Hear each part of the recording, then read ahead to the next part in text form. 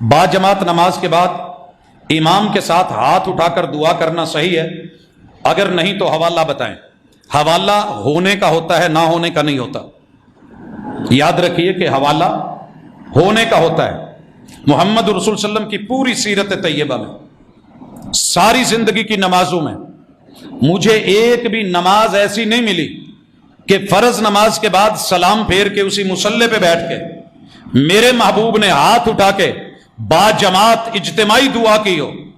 ایسی کوئی صحیح روایت نہیں ہے۔ عموم سے استدلال لیا جاتا ہے، دعا فرض ہے، دعا ضروری ہے، دعا لازمی ہے، قبولیت کے اور استجابت کے اس کے مواقع ہیں، لیکن اسے یوں خاص کر دینا اور پھر امام نے دو چار رٹے ہوئے لفظ اپنے پڑھنے اور باقی عوام پتہ نہیں کیا کیا ضرورتیں لے کے بیٹھی ہے۔ اسی لیے رسول اللہ صلی اللہ علیہ وسلم نے انفرادی دعا زیادہ کروائی ہے۔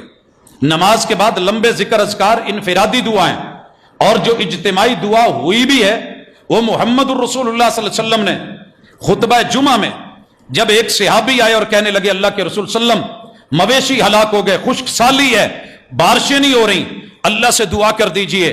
محبوب نے جمعہ روکا، ہاتھ اٹھائے، دعا کی بارش کی، صحیح بخاری کے لفظ، محبوب کے بغلوں کی سفیدی نظر آنے لگی، ہاتھ اٹھے ہوئے ہیں، آپ دعائیں کر رہے ہیں اور اصحاب رسول پیچھے آمین کہہ رہے ہیں۔ یہاں آمین کا ثبوت موجود ہے۔ والاصحاب یؤمنون، آپ کے ساتھی آمین کہہ رہے ہیں۔ صحابی کہتے ہیں جب ہم آئے تو شدید دھوپ تھی، کڑاکے دار، نکلے تو آسمان پہ بادل تھے، اللہ نے بارش دی اور 7 دن لگاتار یہ بارش ہوتی رہی۔ حضرات، جو ثابت ہے بسم اللہ، جو نہیں ہے اس سے اجتناب بہتر۔ یہ دعا کا انکار نہیں ہے، یہ دعا کا انکار نہیں ہے، یہ اس کیفیت کا انکار ہے جو ہمارے اوپر مسلط ہوتی ہے، یہ ہم اپنے آپ پہ کرتے ہیں اور وقتی طور پہ جھٹکے دے کے ہاتھ منہ پہ پھیرے اور چلتے بنے، وگرنہ دعا کے لیے سدا ہاتھ اٹھانے یہ بھی ضروری نہیں۔ ہاتھ آداب میں شامل ہیں کہ اٹھائے جائیں۔ کوئی بندہ کہتا ہے دعا کرنے کی گنجائش موجود، رسول اللہ صلی اللہ علیہ وسلم نے کی، لیکن فرض نماز کے بعد ہی، اس کو آپ نے عادت نہیں بنایا۔ وگرنہ آپ کو پتہ ہے جب ہم قیام میں آتے ہیں ہاتھ باندھتے ہیں تو ثنا بھی دعا ہے، کوئی یہاں باندھ رہا ہے، کوئی یہاں باندھ رہا ہے، کوئی چھوڑ رہا ہے، دعا ہے، فاتحہ دعا ہے، اس کے بعد جو صورتیں ملائی جاتی ہیں ان میں دعا ہے۔ کبھی ہاتھ گھٹنوں پہ رکھ کے دعا کی گئی، سبحان ذی الملکوت والجبروت والکبریاء والعظمہ سبحان ربی العظیم۔